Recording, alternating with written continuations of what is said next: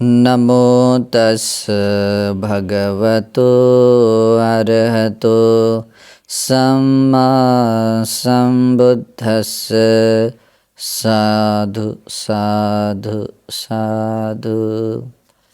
श्रद्धावद पुण्यवंत उपासक और उपासिकाओं, हम तथागत अरहत सम्यक संबुद्ध के द्वारा उपदेश श्री सद्धर्म क्रमशः देख रहे हैं।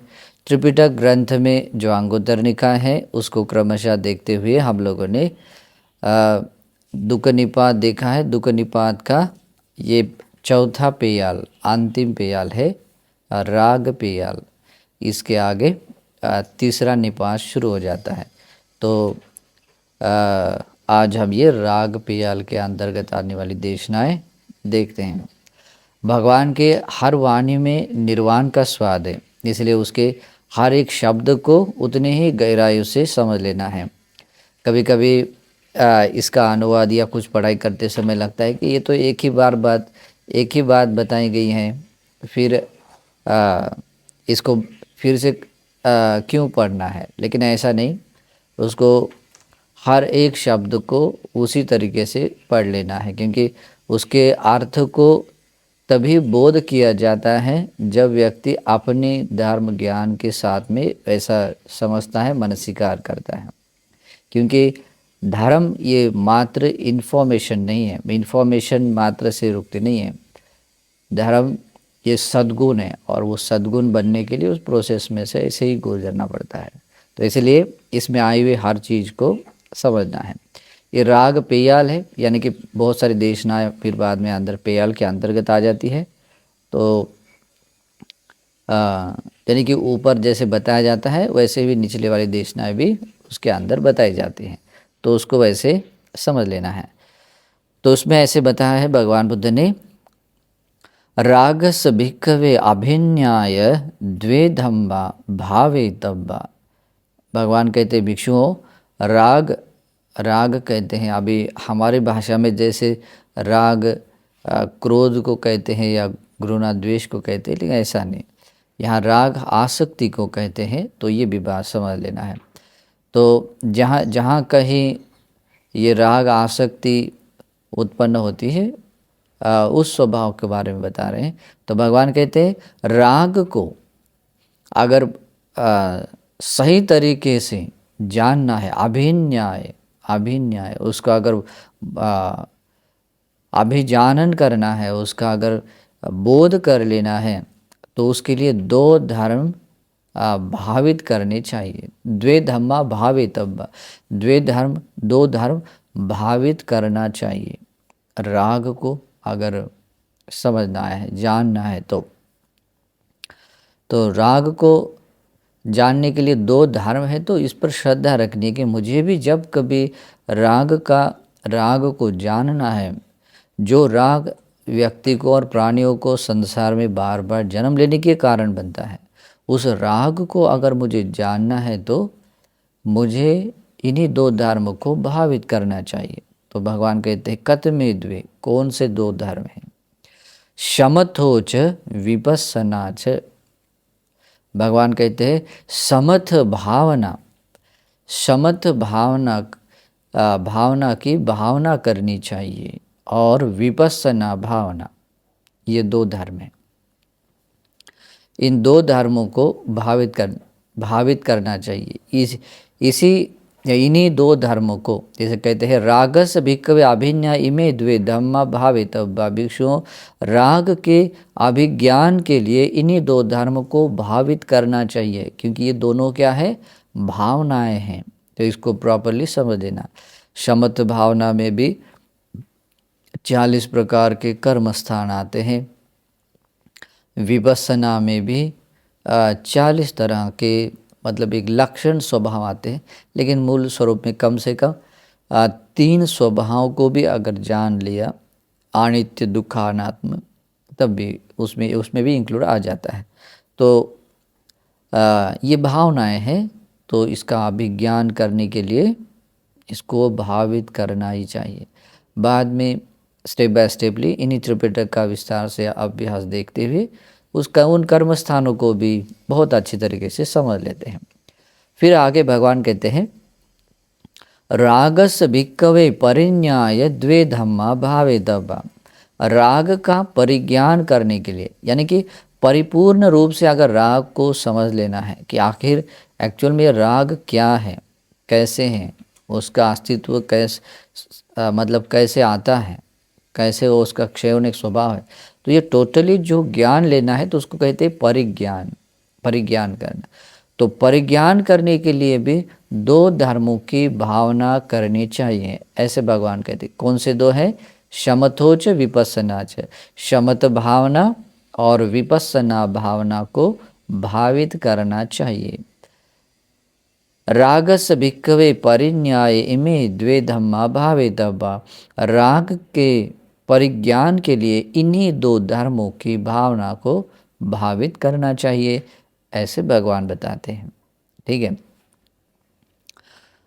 रागस भिक्खवे परिक्षयाय द्वे धम्मा भावेतव्या। राग का परिक्षय हो जाना, यानी कि राग जो पूर्णतः वो नष्ट कैसे होता है, जहाँ वो उत्पन्न होता है वहाँ पर का वो राग समूलतः कैसे नष्ट हो जाता है। अभी परिक्षया है, ये जो अगर जानना है, परिक्षया है, उसके परीक्षण करने के लिए, परीक्षण करने के लिए दो धर्मों को भावित करना चाहिए। कोई भी व्यक्ति चाहता है कि मुझे अगर राग का परिक्षय करना है तो उसको भी दो धर्मों की भावना करनी चाहिए। कत में द्वे, कौन से दो धर्म है? शमथोच विपस्सनाच। भगवान कहते हैं शमत भावना तथा विपस्सना भावना को भावित करना चाहिए। रागस भिक्खवे परिक्षयाय, राग के या राग को परीक्षण करने के लिए या राग का परिक्षय होने के लिए इन्हीं दो धर्मों को भावित करना चाहिए। आगे रागस भिक्खवे पहानाय द्वे धम्मा भावेतव्या। भिक्षु राग का प्रहान करने के लिए, उसको नष्ट करने के लिए दो धर्मों को भावित करना चाहिए। कौन से दो? शमथोच विपस्सनाच। शमथ भावना तथा विपस्सना भावना को भावित करना चाहिए। रागस भिक्खवे पहानाय इमे द्वे धम्मा भावेतव्या। भिक्षुओं, राग के प्रहान के लिए इन्हीं दो धर्मों को भावित करना चाहिए। फिर भगवान कहते हैं रागस भिक्खवे क्षयाय द्वे धम्मा भावेतव्या।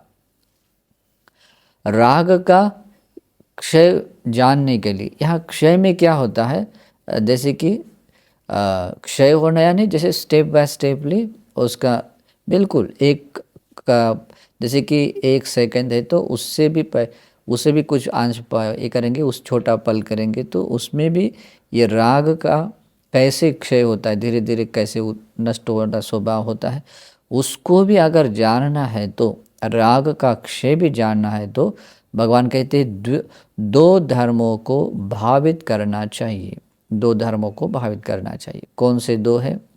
समथोच विपस्सनाच।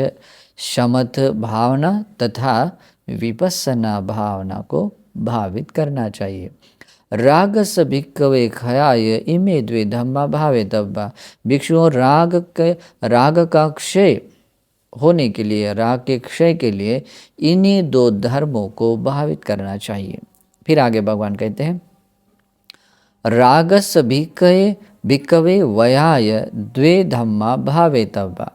अभी वय शब्द का भी देखा जाए तो वैसा ही अर्थ है, लेकिन वय शब्द का अर्थ है जिन हेतु प्रत्ययों से जैसे राग उत्पन्न होता है, उन हेतु प्रत्ययों के नष्ट होने से वो कैसे नष्ट हो जाता है, तो इस तरह से उत्पत्ति और उसके व्यय को जानते हो। व्यय के लिए अगर इस राग का व्यय जानना है तो उसके लिए भी दो धर्मों को भावित करना चाहिए। तो भगवान कहते हैं कत में द्वे, कौन से दो है? समथोच विपस्सनाच। समथ भावना तथा विपस्सना भावना, इन्हीं समथ भावना, इन भावना को भावित करना चाहिए। रागस भिक्खवे वयाय इमे द्वे धम्मा भावेतव्या। भिक्षुओं, राग के व्यय को जानने के लिए इन्हीं दो धर्मों की भावना करनी चाहिए। हमेशा याद रखना है, ये भावनाएं हैं, भावना जो भावित की जाती हैं। तो भावना करने का अर्थ होता है भगवान बुद्ध ने जिस अर्थ से जो धर्म उपदेश बताए हैं उन्हीं अर्थ के अनुसार उसको धारण कर लेना है, समझ लेना है, और उसी अर्थ के अनुसार, धारण किए हुए अर्थ के अनुसार जब हम योनिसो मनसिकार करते हैं, अपने चित्त में यथार्थ उत्पन्न करके वो मनसिकार को बढ़ाते हैं, उसको बोलते हैं योनिसो मनसिकार। ये भावना है। इस तरह से समथ भावना और विपස්සना भावना जब भावित की जाती है तो उसी से ये सारी चीज़ें आप लोगों को मिलती है। जैसे कि राग का अभिज्ञान के लिए, परिज्ञान के लिए आदि आदि, है ना। तो ये उसी प्रकार से राग के वय को जानने के लिए भी। फिर आगे कहते हैं रागस भिक्खवे विरागाय द्वे इमे द्वे धम्मा भावेतव्या। रागस भिक्खवे विराग द्वे धम्मा भावेतव्या। भिक्षु राग के विराग को जानने के लिए या विरागाय, राग से विराग पाने के लिए दो धर्मों को भावित करना चाहिए। यहाँ राग और विराग में थोड़ा सा फर्क समझ लेना है। विराग का अर्थ होता है कि जैसे कि राग का उत्पन्न होने का स्वभाव जहाँ दिखाई देता है, उस स्वभाव को समझते हुए वहाँ कहीं कोई क्लेश उत्पन्न नहीं होता है, न राग का, न द्वेष का, न मोह का, कोई संस्कार ही नहीं बनता है। उसको मतलब एकदम दृष्टा भाव से, प्रज्ञा के साथ में उसको जो देखने का भाव आता है, तो उसको कहते हैं विराग। ओके, तो अगर राग से भगवान कहते हैं रागस भिक्खवे विरागाय, राग में अगर विराग आपको बोध करना है, विराग को भी जानना है, तो आपको दो धर्मों को भावित करना चाहिए। कौन से दो है? शमथोच विपස්සनाच, शमथ भावना तथा विपස්සना भावना। रागस भिक्खवे विरागाय इमे द्वे धम्मा भावेतव्या। भिक्षुओं, राग के विराग को जानने के लिए विपස්සना प्रज्ञा, शमथ प्रज्ञा से, क्योंकि शमथ के बाद में विपස්සना आती है, तभी ये बात आती है। तो भगवान कहते हैं राग के विराग को जानने के लिए इन्हीं दो धर्मों को भावित करना चाहिए। फिर आगे कहते हैं रागस भिक्खवे निरोधाय द्वे धम्मा भावेतव्या। या निरोध का अर्थ होता है जहाँ से उत्पन्न होकर जो ऐसे निरुद्ध हो जाता है कि जो दोबारा उत्पन्न नहीं होता है, तो ऐसे भी उसको कहते हैं निरुद्ध हो जाना। तो राग के, अभी इस संसार में तो इतना सारा स्वभाव आया हुआ है, लेकिन अभी ये मौका है कि उसको निरुद्ध करने का भी एक स्वभाव आता है, और वो भी धर्म भगवान कहते हैं। उस राग के निरुद्ध करने के लिए, निरोध के लिए दो धर्मों को भावित करना चाहिए, ऐसे भगवान बता। देखिए, जो व्यक्ति संसार में अनंत कल्पों से जो व्यक्ति चाहता है कि मैं इस राग के निरुद्ध करने का रास्ता समझूं, और भगवान बताते हैं कि दो धर्मों को भावित करना चाहिए। कत में द्वे, कौन से दो है? समथोच विपස්සनाच।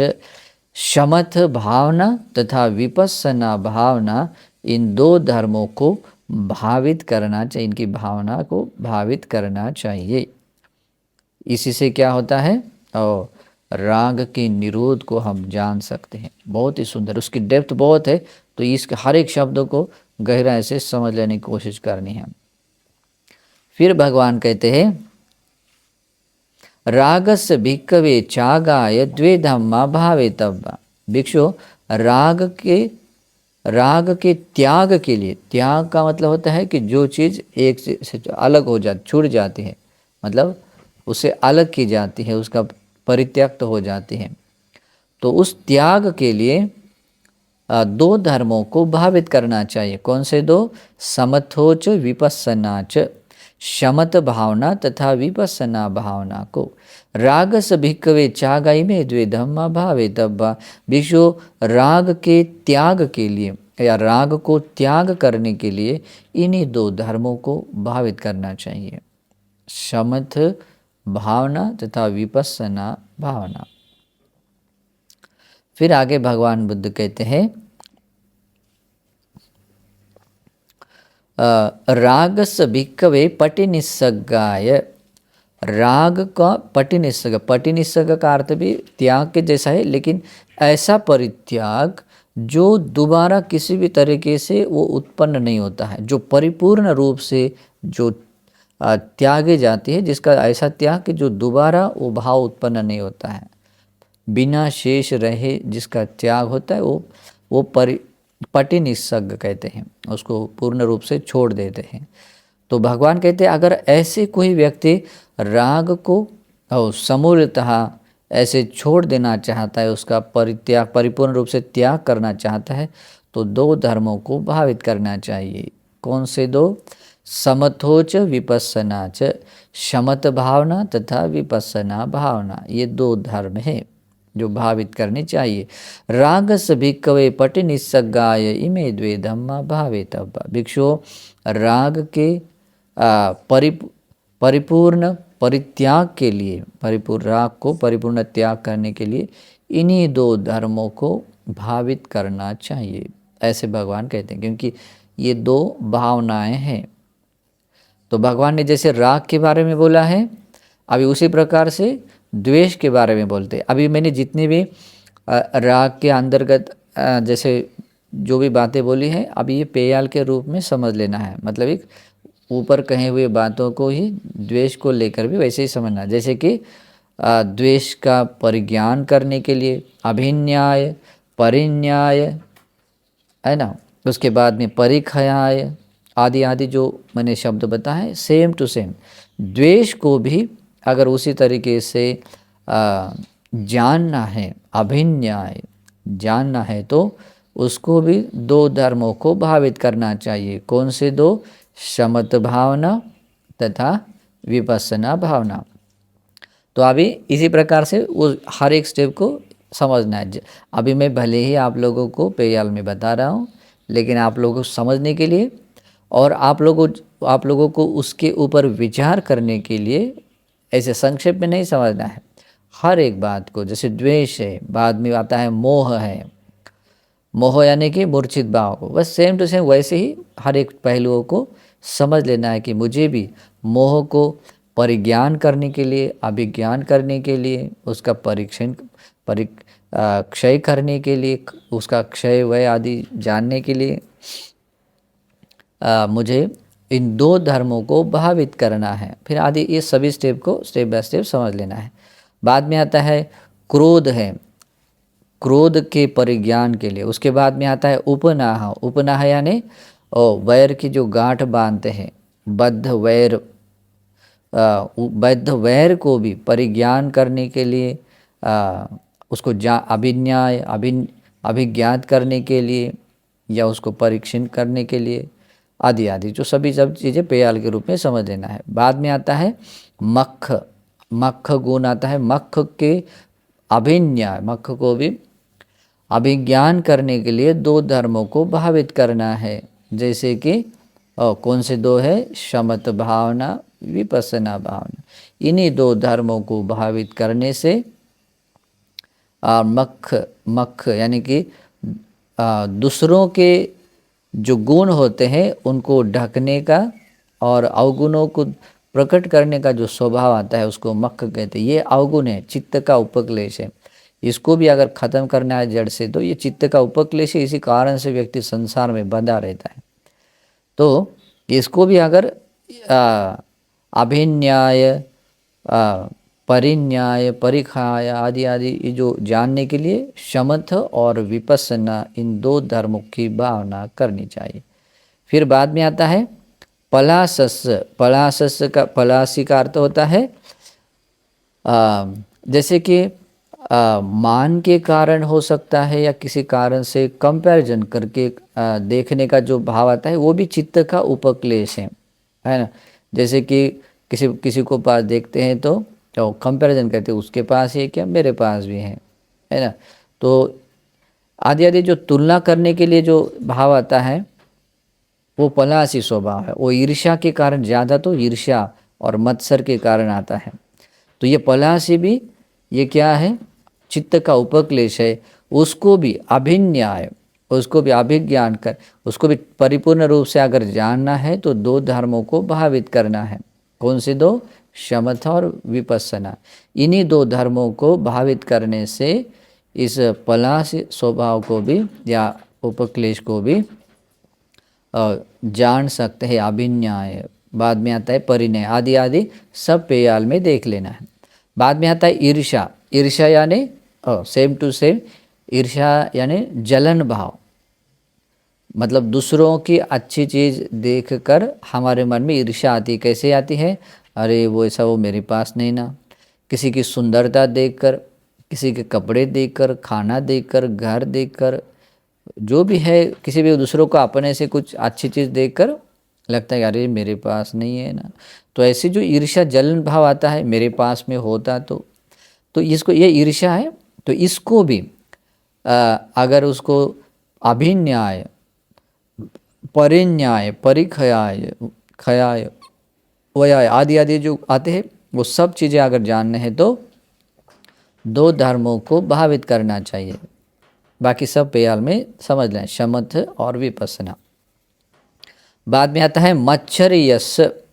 मत्सर, मत्सर को मत्सर कहते हैं, जैसे कि हमारे पास जो भी चीज़ रहती है, चाहे जो भी है XYZ, तो उन चीज़ों को सिर्फ मैं ही उपयोग में लाऊं, कोई और उसको छुए भी नहीं, या मैं उसका कोई उपयोग में न लाए। एक मात्र, जैसे खाना है तो बस मैं ही खाऊं, किसी को भी वो शेयर करने का उसका ये नहीं होता है। तो ऐसा मत्सर भाव भी चित्त का उपक्लेश है। और इस उपक्लेशों को भी भगवान कहते हैं अभिन्याय या परिन्याय या परिखयाय, जो भी है, जो बाद में जो ऊपर जो बताएं, अगर इसका अगर परिज्ञान करना है या जो भी ऐसा करना है तो उसके लिए दो धर्मों को भावित करना चाहिए। कौन से दो, शमथ तथा विपස්සना भावना को भावित करना चाहिए।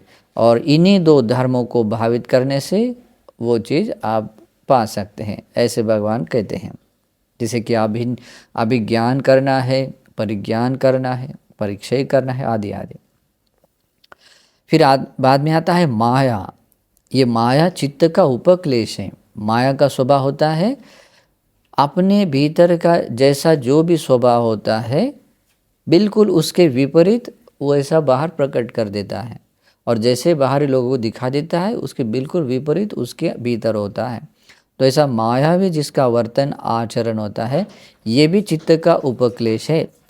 और इसको भी अभिन्याय, परिन्याय, आदि आदि जो है ना, अभिन्याय, द्वे धम्मा भावितव्य, दो धर्मों को भावित करना चाहिए। कौन से दो, शमथ भावना तथा विपස්සना भावना। और इस तरीके से माया को भी जानने के लिए इन्हीं दो धर्मों को भावित करना। फिर बाकी पेयाल में बाकी सभी चीज़ें ऊपर से देखना है। बाद में आता है साठेय।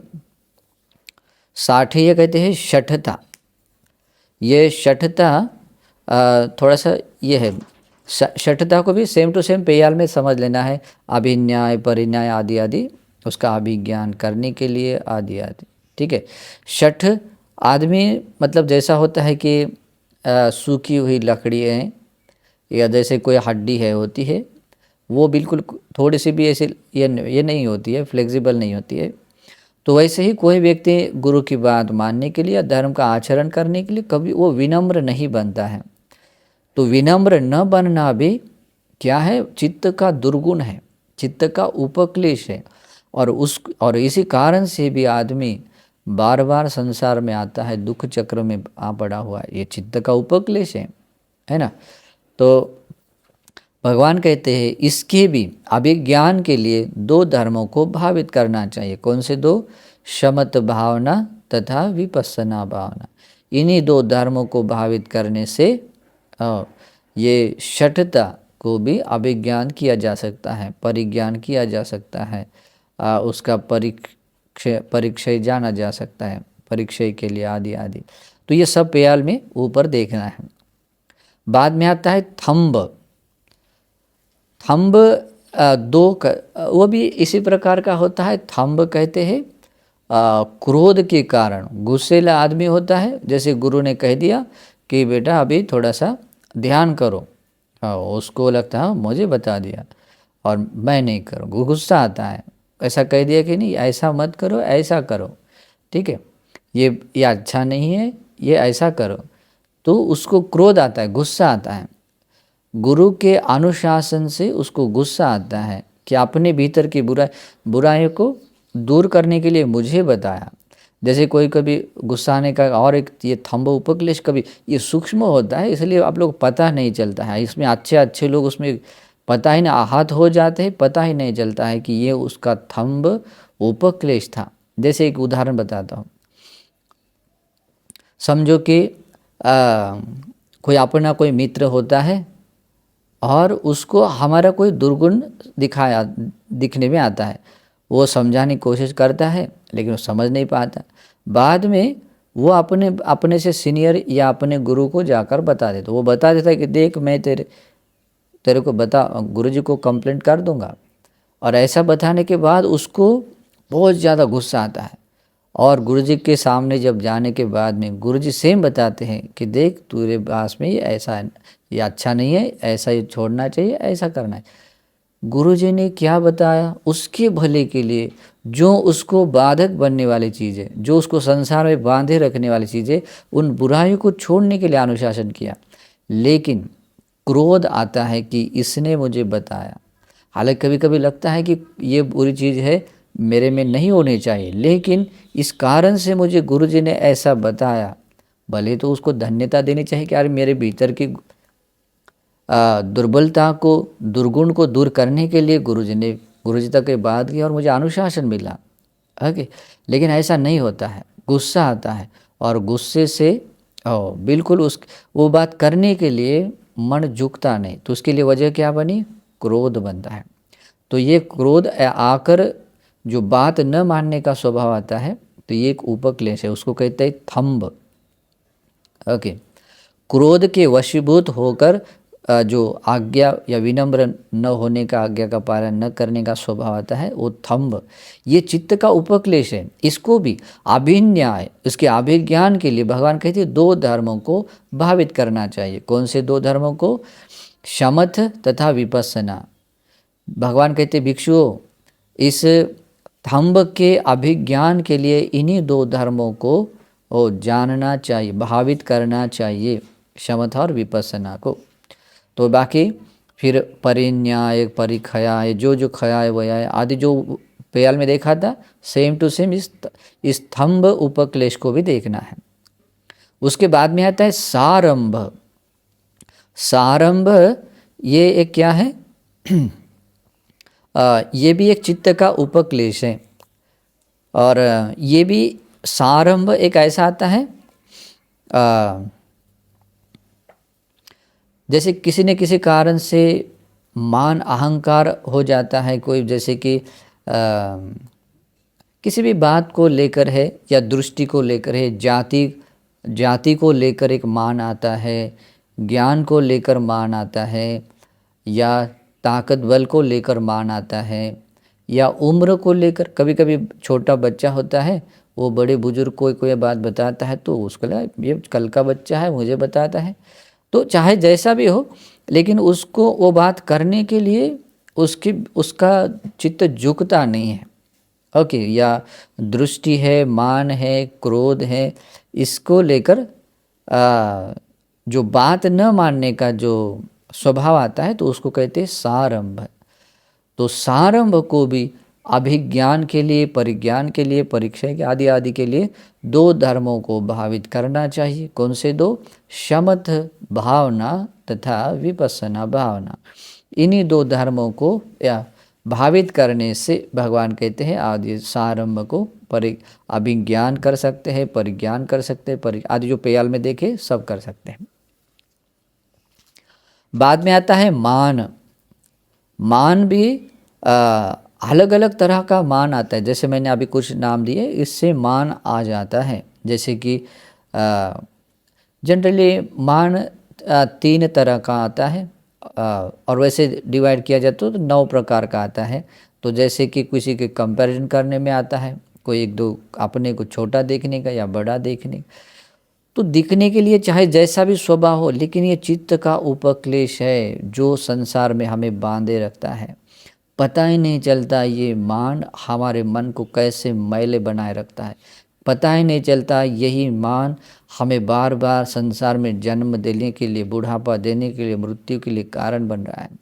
तो भगवान कहते हैं इसको अगर जानना है, अभिन्याय अभिज्ञान करना है, तो भगवान कहते हैं द्वे धर्म भावितव्य, 2 धर्मों को भावित करना चाहिए। कौन से 2 धर्मों को? शमत भावना तथा विपස්සना भावना। ओके, इन्हीं 2 धर्मों को भावित करने से मान का अभिज्ञान किया जा सकता है। तो उसी प्रकार पेयाल में बाकी चीज़ें भी देखना है। उसके बाद में आता है अतिमान। हर चीज़ों में अपने आप को हमेशा जो ऊंचा देखने का भाव, कभी समान या नीचा वाला नहीं, जो हमेशा अपने आप को सभी चीज़ों में ऊंचा देखने का अतिमान वाला, लोग आज की भाषा में कहे तो घमंडी वाला आदमी है ना। तो ऐसा आदमी अतिमान होता है। तो अतिमान भी एक चित्त का उपक्लेश है।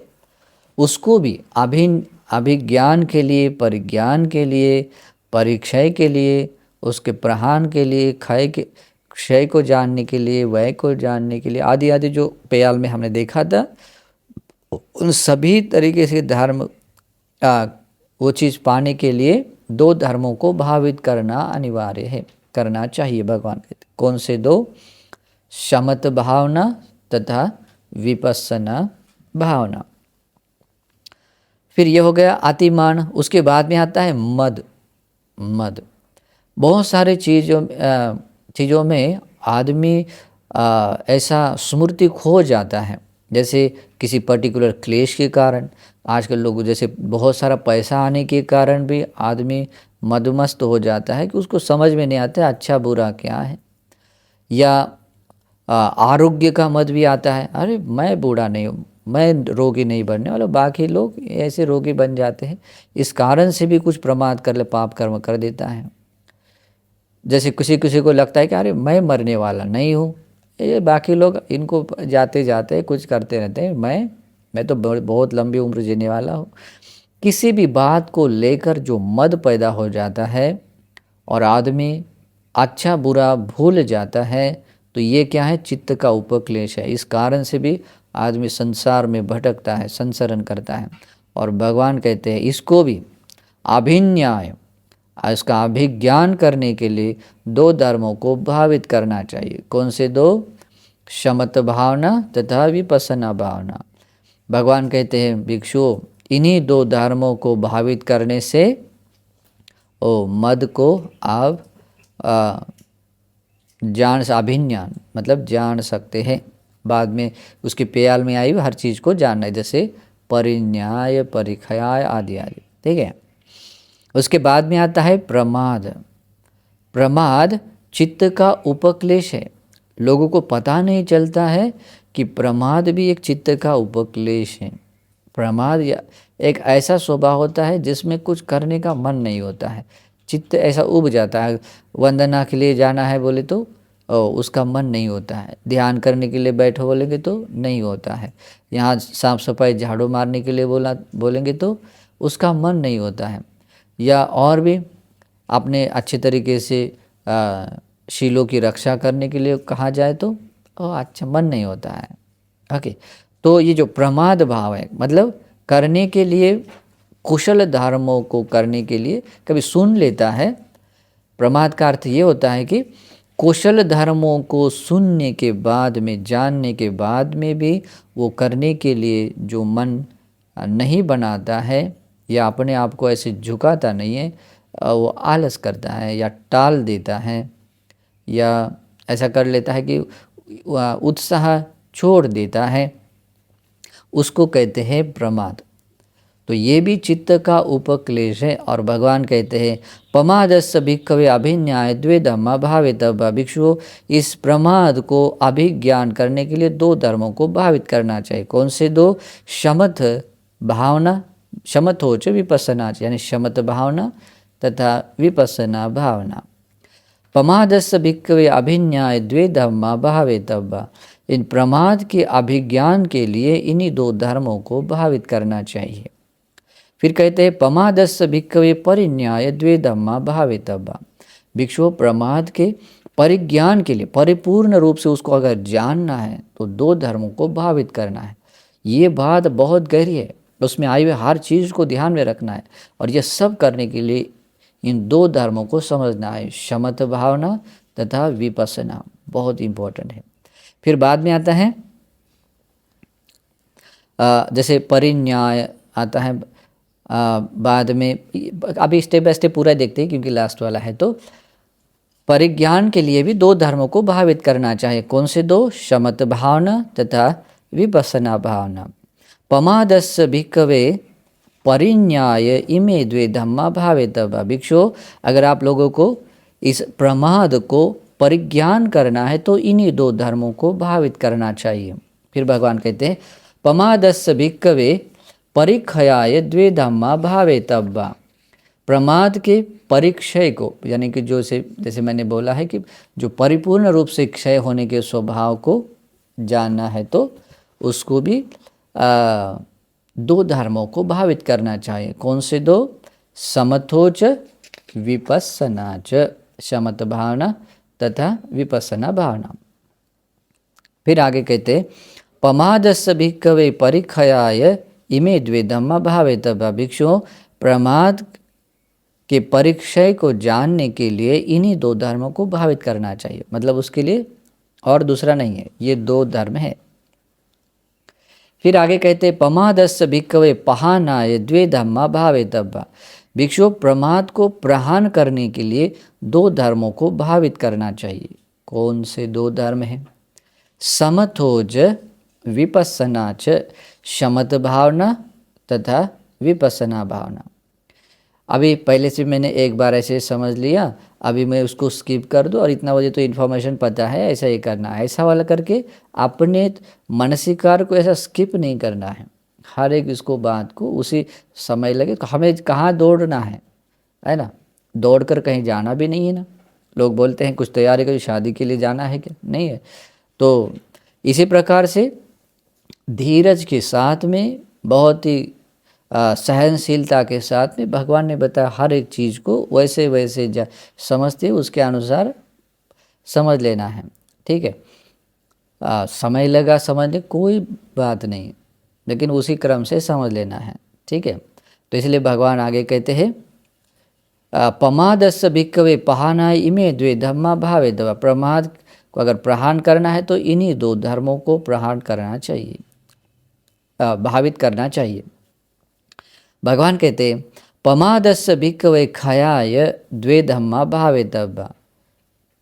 क्षय स्वभाव है ना, जैसे कि बहुत छोटा छोटा क्रम से जो ये हो जाती है, क्षीण होता हुआ जैसे उत्पन्न होता है, स्टेप बाय स्टेप धीरे धीरे कैसे क्षीण होते हैं, उसके स्वभाव को समझने के लिए, क्षयाय क्षय को जानने के लिए दो धर्मों को भावित करना चाहिए। दो धर्मों को भावित करना चाहिए। कौन से दो?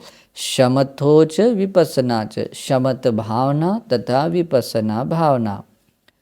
ये दो धर्म है जिनको भावित करना चाहिए। भगवान कहते हैं प्रमादस्य भिक्खवे क्षयाय इमे द्वे धम्मा भावित। इन्हीं दो धर्मों को भावित करना चाहिए। किसके लिए? प्रमाद को, प्रमाद के क्षय के लिए या प्रमाद का क्षय करने के लिए।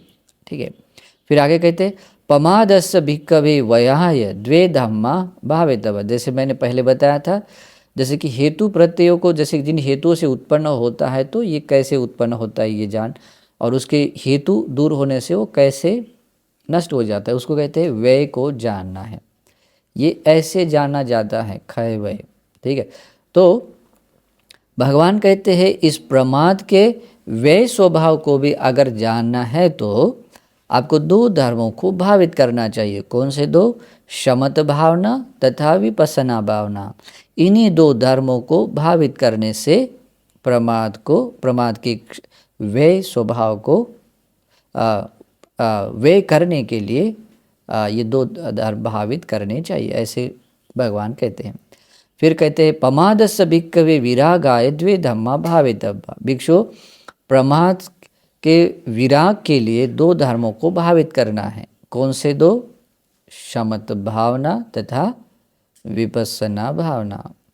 भगवान कहते हैं इन्हीं दो धर्मों को भावित करने से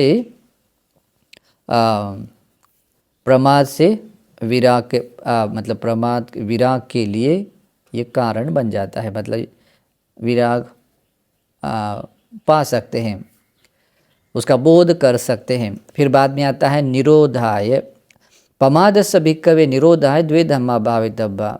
इन प्रमाद को निरुद्ध करने के लिए, जैसे मैंने पहले बताया था कि निरुद्ध होना यानी जैसे उत्पन्न होकर जो 100% जो दोबारा कभी उत्पन्न न हो, इस तरीके से जब निरुद्ध हो जाता है तो उस प्रमाद को भी ऐसा निरुद्ध करना है तो दो धर्मों को भावित करना चाहिए। कतमे द्वे, कौन से दो?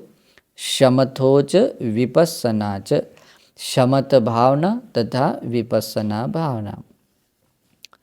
भगवान कहते हैं इन्हीं दो धर्मों को भावित करेंगे तो उनका निरुद्ध होना हो जाता है। निरोध के लिए दो धर्म भावित करने चाहिए। प्रमादस्य भिक्खवे त्यागाय द्वे धम्मा भावितव्या। प्रमाद के त्याग के लिए दो धर्मों को भावित करना चाहिए। बाद में आता है पटिनिस्सग्गाय। वो प्रमाद को परिपूर्ण रूप से उसका परित्याग करने के लिए, छोड़ने के लिए दो धर्मों को भावित करना है। कौन से दो? समथोच विपस्सनाच, शमत भावना तथा विपस्सना भावना। प्रमादस्य भिक्खवे पटिनिस्सग्गाय में द्वे धम्मा भावितव्या। प्रमाद को परित्याग करने के लिए, परिपूर्ण रूप से परित्याग करने के लिए इन्हीं दो धर्मों को भावित करना चाहिए। कौन से? शमत भावना तथा विपस्सना भावना। इदमोच भगवान बुद्ध ने इस प्रकार से भिक्षुओं को बताया। अत्तमनाते भिक्खु भगवतो भासितं अभिनंदन्ते। और ये धर्म उपदेश सुनने के बाद सुनने वाले सभी भिक्षु लोगों ने साधुवाद देकर भगवान के इस कहे वचन का अभिनंदन किया। भगवान बहुत आत्मना, बहुत ही गदगद हो उठे। अरे सचमुच हम जिन उपक्लेशों से इस संसार में बंधे हैं, इन्हीं से बाहर निकलने का भगवान ने ये रास्ता बताया। बहुत ही श्रद्धा प्रीति मन से उनका चित्त भर गया और उसका भगवान के कहे हुए इस भाषित का अभिनंदन किया साधुवाद देकर। इस प्रकार से यहाँ राग पेयल समाप्त हो जाता है और यहाँ दुख निपात भी समाप्त होता है। अगले प्रवचन में तीसरा निपात देखते हैं। नमो बुद्धाय।